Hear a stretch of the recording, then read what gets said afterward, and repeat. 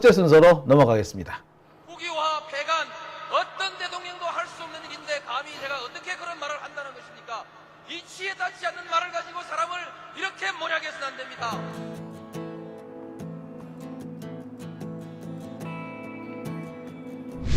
기나긴 밤이었거든 압제의 밤이었거든 사랑이 한 몸 썩어져 이 붉은 사나에 사랑 해방의 횃불 아래 벌거숭이 사나에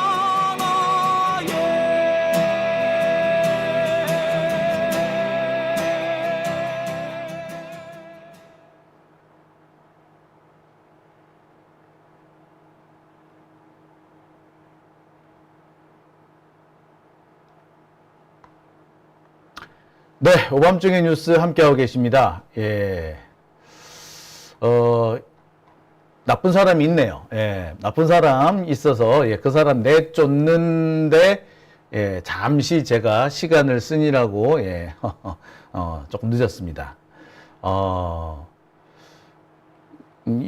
그런 사람이, 예, 제일 나쁜 사람이죠. 예, 윤두두, 예, 내쫓았습니다. 예, 여러분. 예, 윤두두 내쫓는데 제가 잠시 시간을, 예, 소모했네요.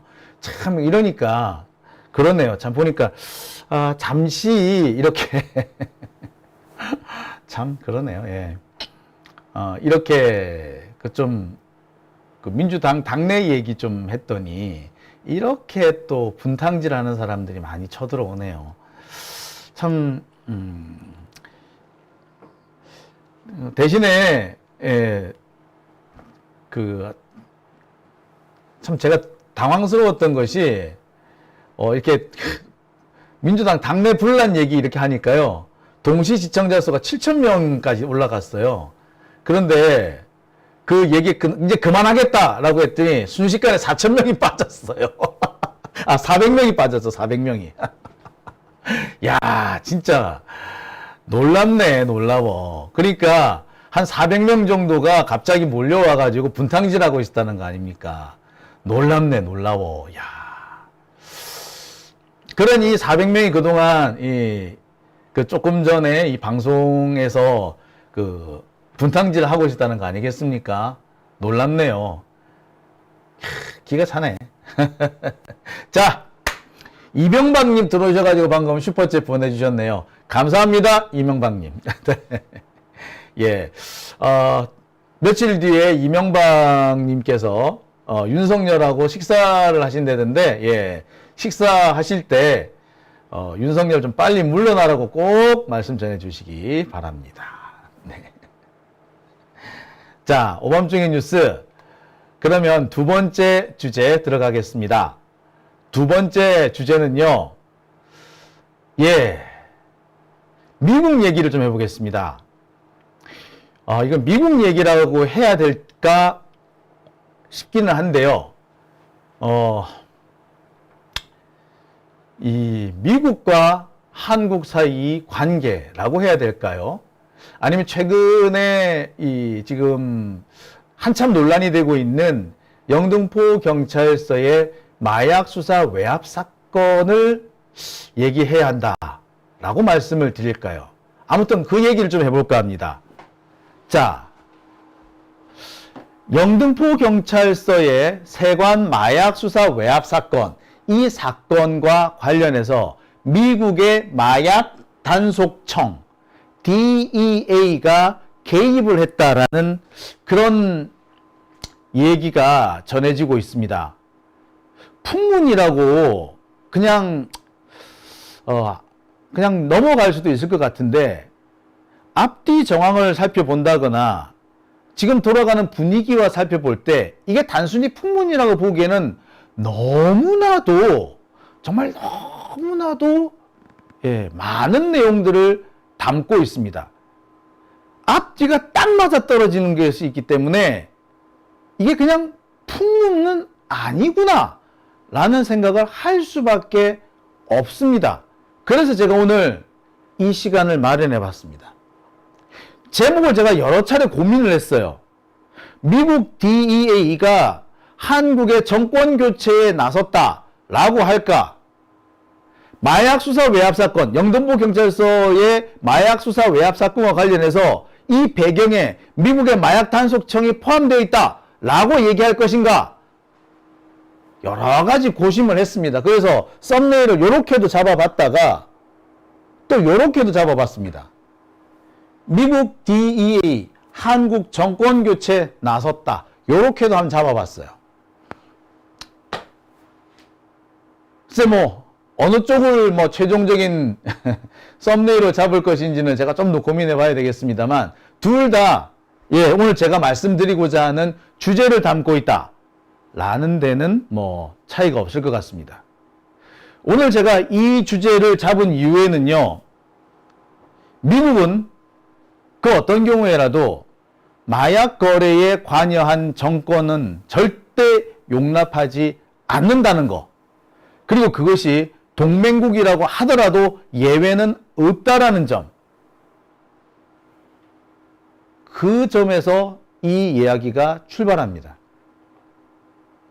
용산이 영등포 경찰서의 마약 수사 여기에 외압을 행사했고, 그래서 수사를 잘한 경찰관이 좌천되고 외압을 행사한 사람이 승진했다라는 이 의혹, 이게 만약에 사실이라면 미국은 절대 가만히 있지 않을 거라는 거, 이거는 불을 보듯 뻔한 겁니다. 아니, 이거는 명제입니다. 확정된 명제입니다. 미국은 어떤 경우라도요, 정권이 마약 밀매에 관여한 경우에 용서하지 않습니다. 그 정권 그냥 두지 않습니다. 그 명백해요. 동맹국인 경우에도 마찬가지입니다. 수단과 방법을 가리지 않고 교체할 겁니다. 과거 전두환이요, 마약 필로폰 밀매에 관여한 사람을 봐주려고 하다가 화들짝 놀란 적이 있습니다. 마약왕인가 하는 그런 영화 보셨을 겁니다. 그 영화에 관련된 사람들은 사실 그 영화대로만 끝난 게 아니고요, 전두환 정권 이후까지도 계속해서 우리나라에 남아 있었습니다. 그 당시가 1970년대 그랬던 걸로 알고 있는데 80년대까지도 그 사람들 계속 남아 있었던 걸 알아요. 자, 그리고 그 사람들은 우리 사회에서 곳곳에 독보서처럼 남아 있었고 실제로 꽤 영향력을 많이 발휘하고 있었습니다. 그리고 이 사람들이 정치권하고 꽤 연관이 많았겠죠. 그래서 그 사람들한테 정치 자금 주고 뇌물 주고 하면서 자신들의 공화국을 만들어 쌓아 올렸습니다. 부산 지역에서는요, 그 사람들 꽤 무시 못할 사람이었어요. 나이트 클럽은 다 그런 놈들, 그런 장악을 하고 있었고요. 부산 지역에 꽤 큰 기업들, 그런 사람들도, 그 마약 밀매업자들하고, 돈거래를 했답니다. 왜? 기업 운영하다 보면 돈 없을 때가 많잖아요. 그죠? 돈 딸릴 때가 많거든. 그럼 현금이 다 어디서 나오겠냐고. 그런 사람들 가면 돈 빌리는 거야. 사채업에도 손을 대가지고 실제로, 부산에서 기업하는 사람들 중에 그쪽에 돈 안 빌린 사람이 없대요. 그리고 80년대 후반까지만 해도요, 부산 경남이 재벌 기업의 본산 같았습니다. 제일모직 본사가 80년대 중반까지 어디 있었는지 아세요? 부산 남포동에 있었어요. 국제그룹 본사가 용산에 있었다고요? 아니요. 실은 국제그룹 본사가 부산에 있었어요. 부산에 본사가 있는 기업들이 되게 많았어요. 그 정도였습니다. 그러니까 부산에서 현금을 쥐고 있는 사람들은 재벌들하고 같이 놀았단 말이에요. 아무튼. 그래서 얘네들 되게 돈이 많아서 돈과 권력을 함께 쥐고 있었던 겁니다. 자, 그런데, 그러니까 이 사람들이 정권하고도 얼마나 가까웠겠어요. 군사 정권들하고. 그러니까 자신들이 뭐 사업을 하는데 일본하고 왔다 갔다 하는데 뭐 이렇게 저렇게 뭐 많이 안 했겠어? 자기 조직원들 잡히고 그러면은 돈 뿌려가지고 빼고 빼내고 안 했겠어요? 그러다 보면 나중에 뭐 전두환이니 이런 정권 핵심들하고도 연관이 안 됐겠어요? 자, 그러다 보면은 전두환, 뭐 노태우 혹은 뭐 이순자 이런 사람하고도 뭐 연이 안 닿았겠어? 실제로 그래서 전두환 혹은 노태우 혹은 뭐 이순자 이런 사람들하고 연이 닿아서 마약 조직의 일부를 빼내려고 경찰, 검찰에 걸린 놈들 빼내려고 했었답니다. 그런데 당시 군사정권도 얘네들이 마약 조직이다라는 얘기를 듣는 순간 화들짝 놀래서 손을 떼버렸답니다. 왜? 미국은요, 절대 마약 조직의 마약 밀매에 관여한 정권은 용납하지 않습니다. 군사 정권은 용납하고 독재 정권은 용납하지만 마약과 관련된 정권은 절대 용납을 안 해요. 레짐 체인지 바꿉니다. 그래서 독재 정권이 그 나라 국민들 학살하는 건 상관없어요.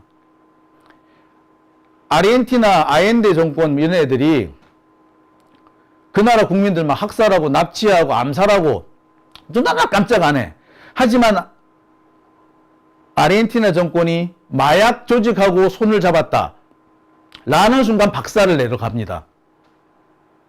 마찬가지 전두환 정권이 광주 학살을 저질렀다 별로 신경 안 써.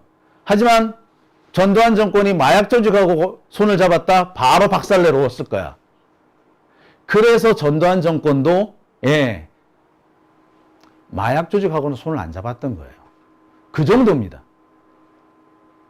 그랬는데 이 무식한 윤석열 정권이 그 금기를 깬 거예요. 2차 세계대전 이후에 동북아시아에서 북한 빼고 이런 일은 처음이랍니다. 그러니 이게 만약에 사실이라면 영등포 경찰서 마약 수사 사건에 용산이 외압을 행사한 게 사실이라면 미국이 윤석열 정권 가만 놔두겠어요? 절대로 가만 놔두지 않습니다. 그거는 명백합니다. 따라서 미국 마약 단속국이 한국의 정권 교체에 나설 거라는 얘기는 단순히 뜬수문만은 아닙니다. 하나하나 짚어볼까요? 자, 이걸 제가 어디서부터 시작을 해야 될지는 모르겠습니다. 하지만요, 이 얘기 절대 그냥 나온 얘기는 아닙니다. 말 그대로 떠도는 설입니다. 떠도는 설을 두 가지로 제가 요약을 해봤습니다.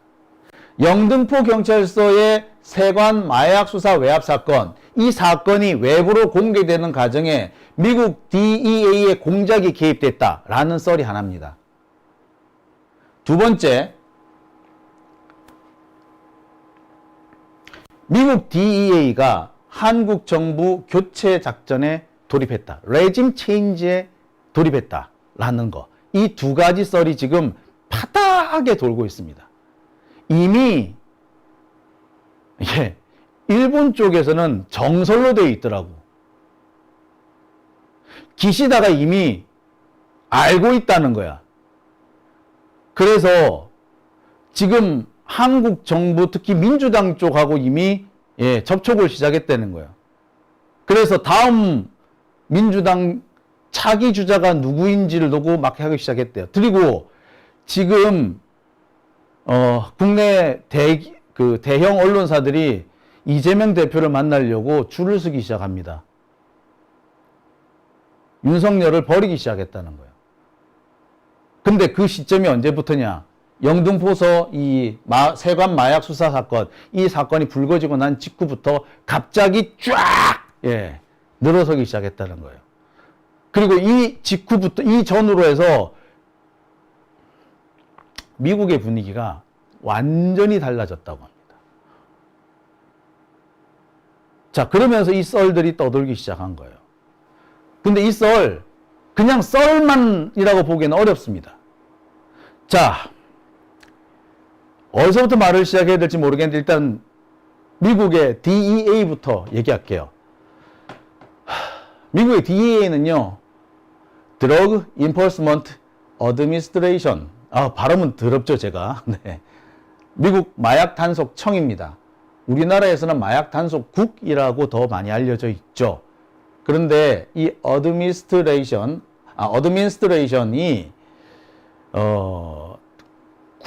마약 단속국이라고 말하기는 좀 그렇습니다.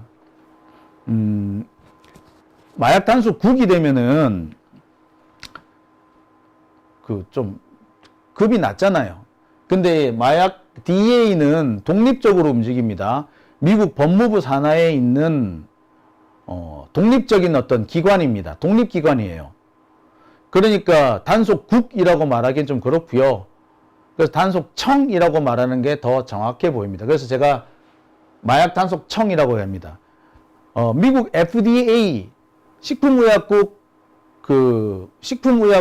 단속 미국 FDA라고 하잖아요. 미국 식품의약국 안전청 식품의약국 안전청이라고 하잖아요. FDA. 그러니까 우리도 그렇게 FDA를 말하듯이 좀 여기도 이제 마약 단속청이라고 이렇게 얘기한 게 좋을 것 같아서, 예. 하여튼, 예, DEA를 마약 단속국이라고 안 하고 저는 그냥 마약 단속청이라고 말하겠습니다. 자, DEA. 여기는,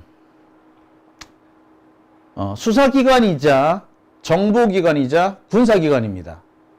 해외에 있는 마약 조직을 소탕하는 그런 역할도 하고 있고요. 미국 국내에서 수사를 담당하는 곳이기도 합니다. 그리고요, 해외 군사 원조도 합니다. 멕시코 같은 경우에는요, 멕시코 마약 조직을 소탕하기 위해서 멕시코 경찰이나 군에 헬기나 또는 중화기를 원조해 주기도 했어요. 심지어 외국 영토에 가가지고 특수작전을 벌이기도 합니다. 중남미 지역에서는 이 DEA가 실제로 군사작전을 펼친 적도 꽤 많이 있습니다.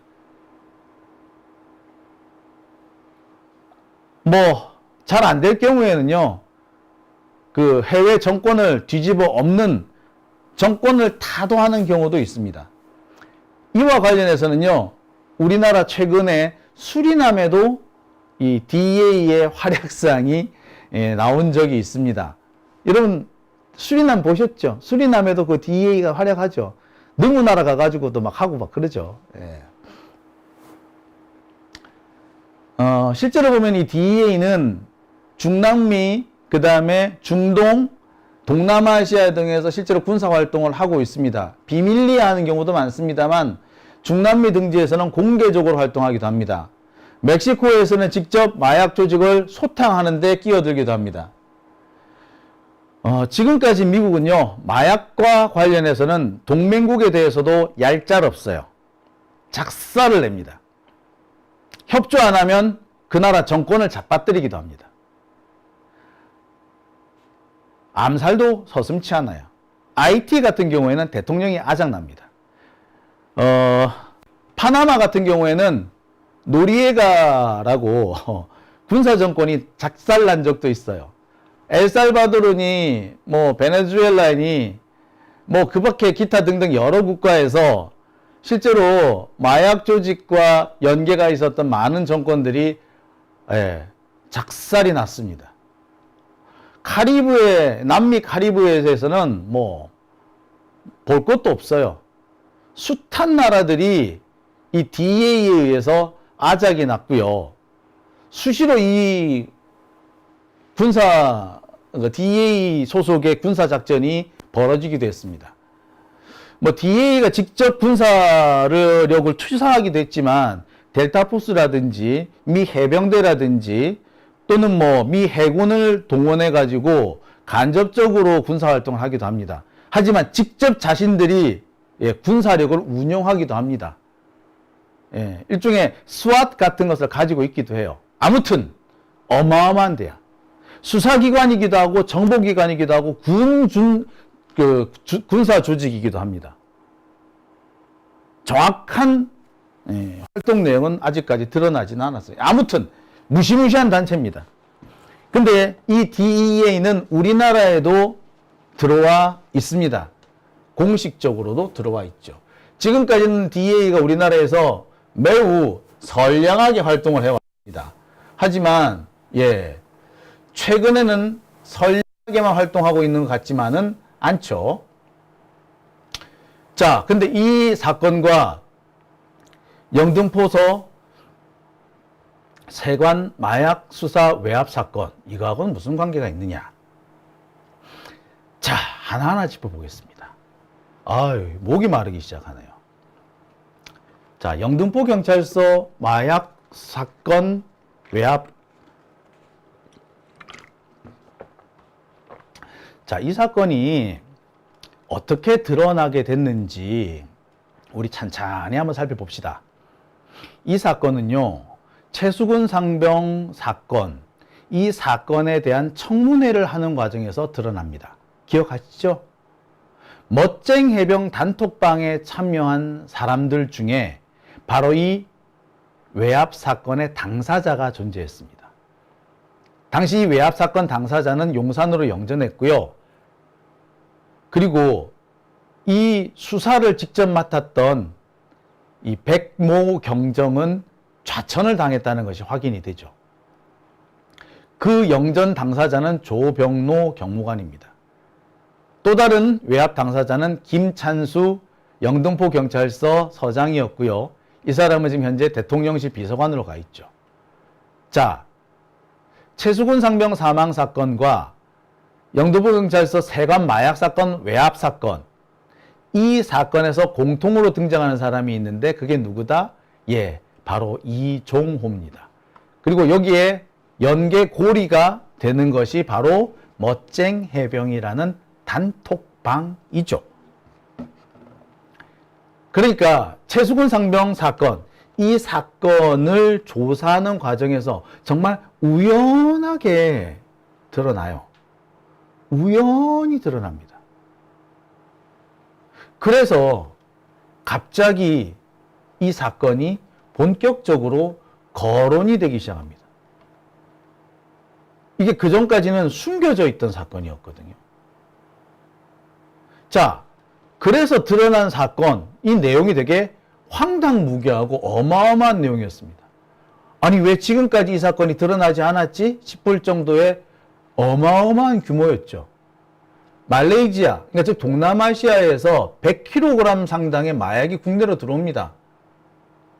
인천공항에서 통과가 돼요.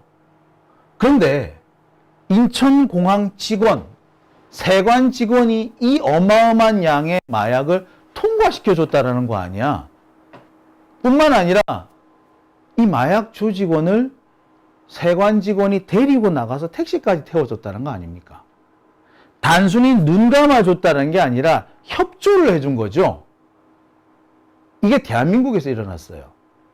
지금까지 이런 사례는 없었습니다.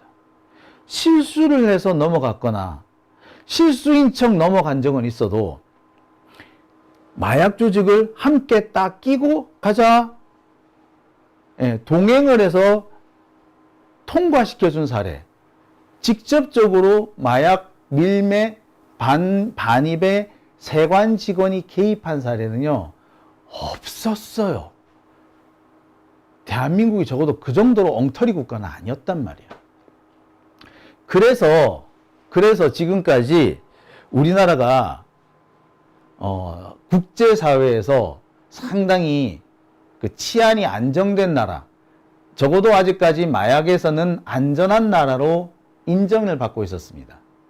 마약 청정국에서 지금 벗어나긴 했지만 그래도 아직까지는 안전한 나라로 인정받았던 거예요. 그만큼 단속에 철저한 나라고 마약의 밀반입은 거의 불가능한 나라라고 보여졌고 한국에서는 철저하게 단속을 한다 라는 점 때문이었습니다. 그런데 세관 직원이 대놓고 이렇게 통과시켜줬다고? 큰일 날 일이지. 근데 다행스럽게 걸렸네. 그런데 걸린 이 세관 직원을 용산이 직접 나서서, 대통령실이 직접 나서서 빼내줬다는 거 아니야. 빼내준 걸로 끝나는 게 아니라 적발한 경찰을 좌천을 시켜버렸어. 자, 이 과정에서 황당한 일이 또 있죠. 영등포 경찰서에서 압수수색 영장을 몇 차례 신청을 했는데 검찰에서 몇 번을 반려를 하는 그런 일도 있었죠. 정권 차원에서 조직적으로 인천세관을 비호한 그런 흔적도 나옵니다.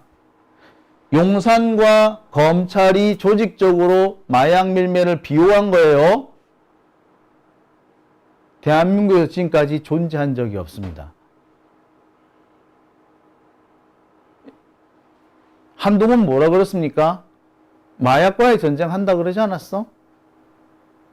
아니, 지금까지 적어도 검찰이 뭐라고 큰 소리를 쳤습니까? 한동훈이 검찰이 수사권을 가져야 되는 이유 중에 자기들 마약 수사, 마약 사범들을 때려잡는다 라고 한 거 아닙니까? 마약 사범 때려잡기 위해서 자기들이 수사권 가져야 된다라고 큰 소리 떵떵 치지 않았던가요? 그런데 영등포서에서 마약 사범 때려잡겠다고 영장 청구했는데 그걸 반려를 했어버렸어. 그리고 검사 출신의 대통령은 괘씸한 놈라고 좌천을 시켜버렸어. 이런 일이 대한민국에서 벌어졌어요. 자, 이 일은 아무리 좋게 보더라도요, 정권 차원에서 개입을 했다라는 의심을 안 할 수가 없습니다. 대한민국 검찰이 그렇게 아무도 그렇게 생각할 사람은 그렇게 행동할 수가 없어. 이거는 수뇌부에서 뭔가 개입하지 않았으면 있을 수가 없는 일이에요. 그죠? 자, 그런데 이 일이 공개되는 과정은 더 의심스럽습니다. 아까도 말씀드렸듯이 최수근 상병 사건을 조사하다가 그 청문회 과정에서 우연히 드러났어. 이미 사건이 벌어져가지고 사건 수사를 했던 경찰관은 좌천을 당하고 있었고, 그리고 외압을 행사했던 그 외압 가해자는 영전을 하고 있었고, 그렇게 사건이 골마 터지고 있었는데, 골마 가지고 있는 상황이었는데 우연히 다른 사건을 하다가 그게 턱 튀어져 나온 거예요. 자, 이게 진짜 우연인가? 우연히 터진 건가? 예. 그래서 나오는 얘기가 정권 차원에서 문제가 있는데 이거를 덮고 넘어가려고 하니까 미국 DEA에서 공작을 벌인 거다 라는 식의 썰이 들어오게 되는 겁니다. 자, 이게 아직까지는 썰이에요. 그리고 제가 볼 때는 영원히 썰로 남을 가능성이 높습니다. 하지만 개연성은 있죠. 이게 정말 우연이라고 보기에는 너무 기가 막히지 않습니까? 정말 검찰도 덮고 경찰도 덮고 용산도 덮고 관세청도 덮고 다 덮었어.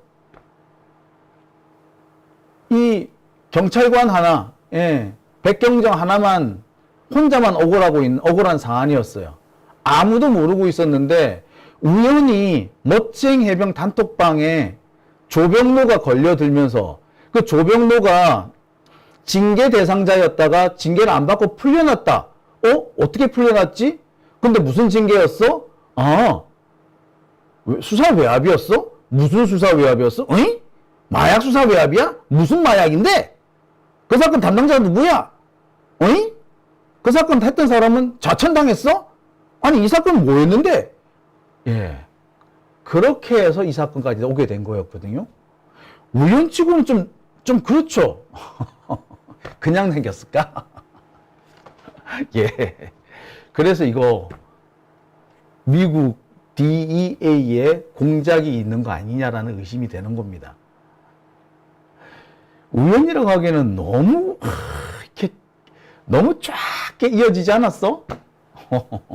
예. 아무튼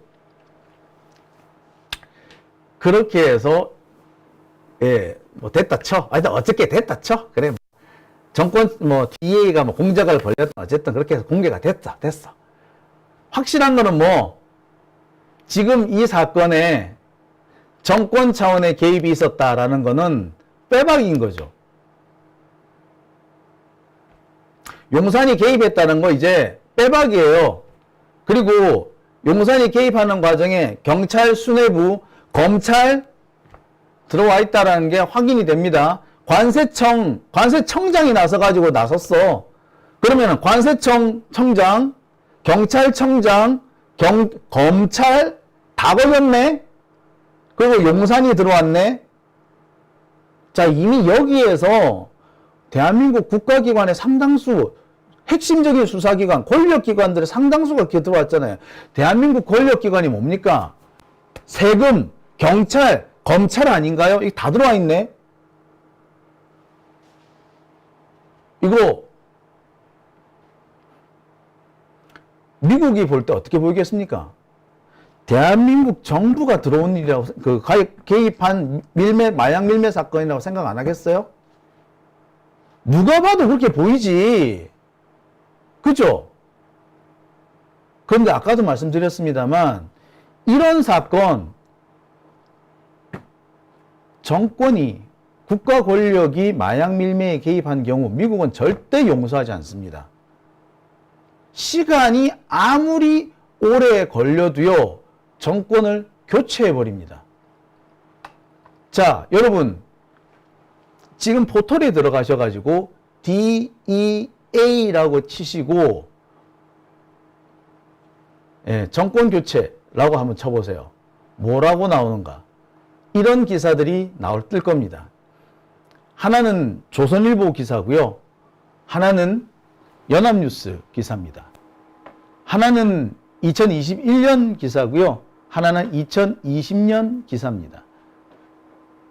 IT에서 대통령이 암살이 됩니다. IT 대통령을 누가 죽였느냐? 예, 파산한 의사가 특수부대원을 고용을 해서 IT 대통령을 죽였대요. 근데 그 사람이 체포가 됩니다. 파산한 의사가 특수부대원을 고용해서 그 나라 대통령을 죽였다고? 갸우뚱하죠.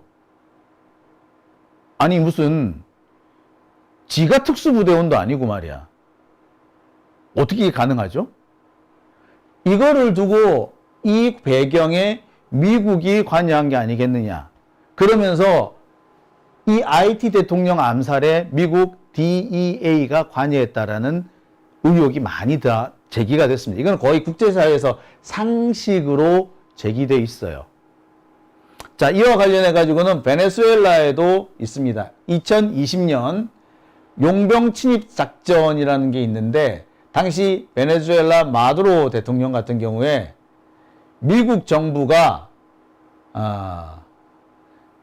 이 용병들의 베네수엘라 침공 사건을 미국 정부가 조장을 했다라고 주장을 합니다. 그러면서 미국의 DEA가 관여하고 있다라고 주장을 해요. 그러면서 나오는 얘기가 당시 이 베네수엘라가 미국 정부, 특히 DEA로부터 마약 관련 그 의혹을 뭐 그때 당시 많이 제기받고 있는 그런 상황이었어요. 즉, 이 두 사건 다 미국 DEA가 관련이 되어 있는 그런 사건들입니다. 자, 보시다시피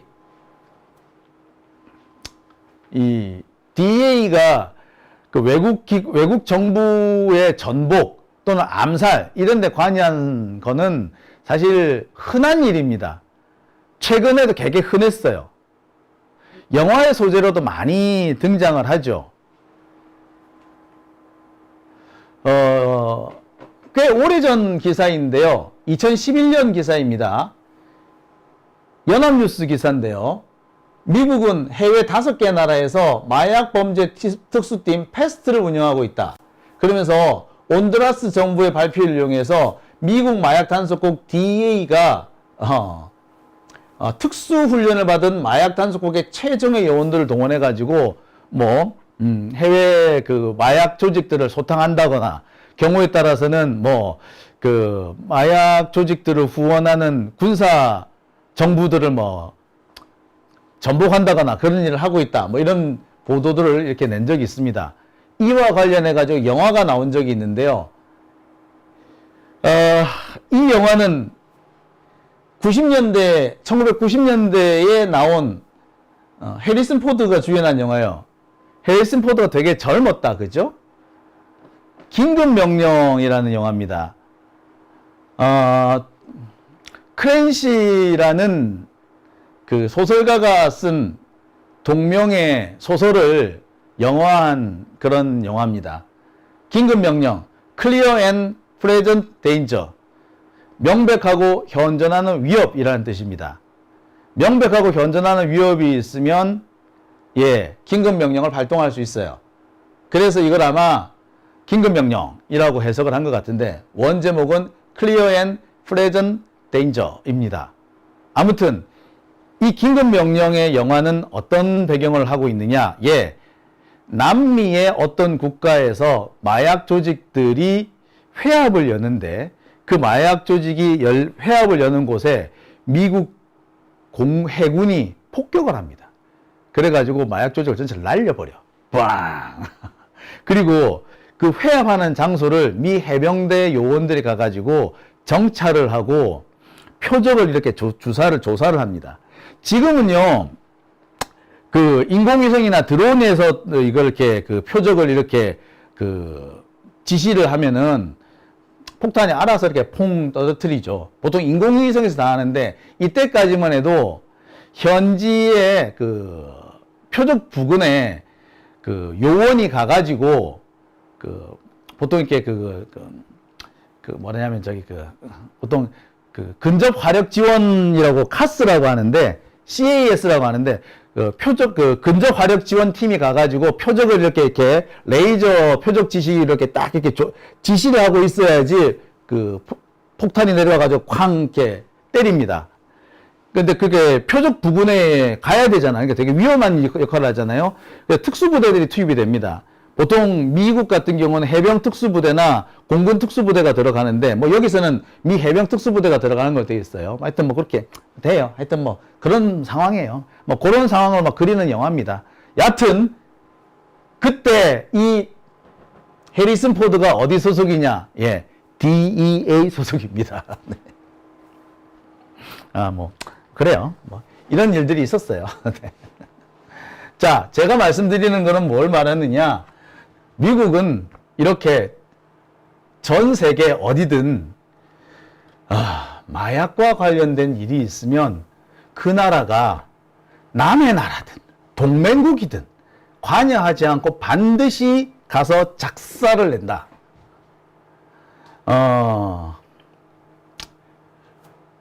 독재 정권은 용납은 하지만 마약 정권은 절대 용납하지 않는 것이 미국입니다. 그리고 동북아시아에서 놀랍게도 동북아시아에서 국가 권력 또는 국가 행정부 수반이 마약 밀매에 관여된 연루된 사안은요, 지금 2차 세계대전 이후에 북한을 제외하고 처음 있는 일입니다. 이번 일이. 여러분 놀랍죠? 역사를 가만히 되돌아보세요. 동북아시아에서 북한을 제외하고 국가 행정부 수반이, 어느 나라 행정부 수반이 마약 밀매에 관여한 일 있었나요? 없었어요. 이번이 첫 사례입니다. 전두환도 하지 않은 일입니다. 미국은요, 마약에 관여를 했느냐 안 했느냐, 마약 밀매에 관여를 했느냐 안 했느냐가 불량 정권이냐 아니냐를 관여하는 첫 번째 기준입니다. 미국이 북한 정권을 왜 불량 정권으로 두느냐? 테러를 하기 때문에, 핵무기를 가지고 있기 때문에, 물론 맞습니다. 하지만 미국이 북한을 불량 정권으로 지목한 첫 번째 이유는 북한이 마약을 생산해서 해외에 수출하고 있기 때문에 그렇습니다. 오래전부터 알려진 일이죠. 그래서 그때부터 미국은 북한을 불량 국가로 낙인 찍고 있습니다.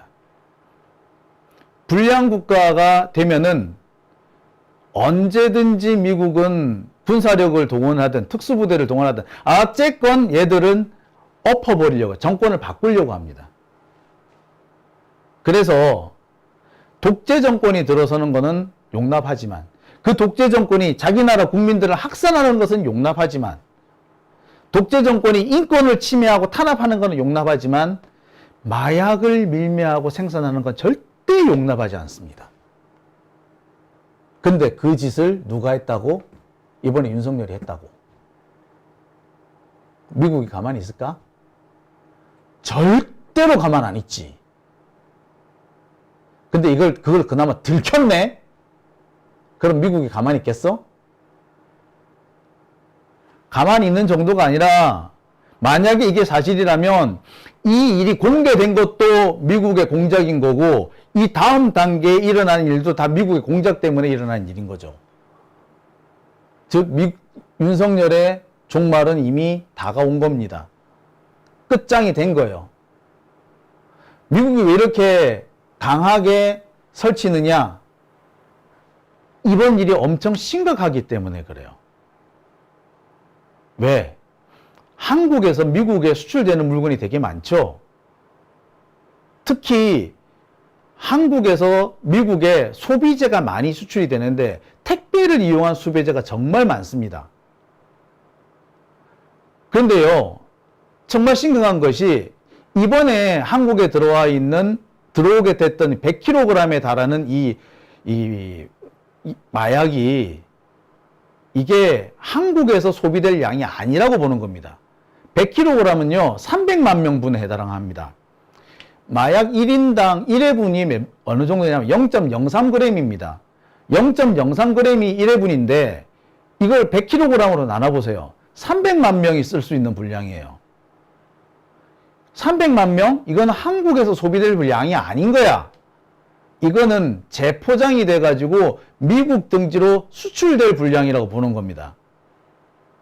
아직은 안전한 나라라고 생각하는 한국인데, 그래서 한국에서 포장돼서 발송되는 물건에 대해서는 거의 통관할 때 되게 그냥 무사 통관돼. 이런 한국에서 마약이 수출돼서 온다 생각해봐. 큰일 나는 거야. 그럼 미국은 어떻게 할 거야? 그래서 이번 사건을 심각하게 보는 겁니다. 그런데 이 심각한 사건에 한국 정권이 관련되어 있어? 용서할 수 없는 거죠. 자, 그래서 DEA가 이 사건을 일부러 공개했다라는 것도 말이 되고, 그리고 윤석열 정권을 끌어내리려고 한다라는 것도 말이 된다는 겁니다. 자, 어떻습니까? 자, 어떤 사람은 그런 얘기도 합니다. 최근에 우리나라 이 증시의 갑작스러운 폭락, 이것도 결국에는 윤석열 정권을 흔들기 위한 여러 가지 이 방법 가운데 하나일 수 있다라는 얘기도 나옵니다.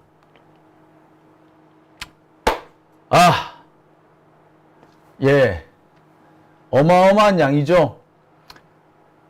오밤중의 뉴스 함께하고 계신 지금 시각 1시 8분입니다.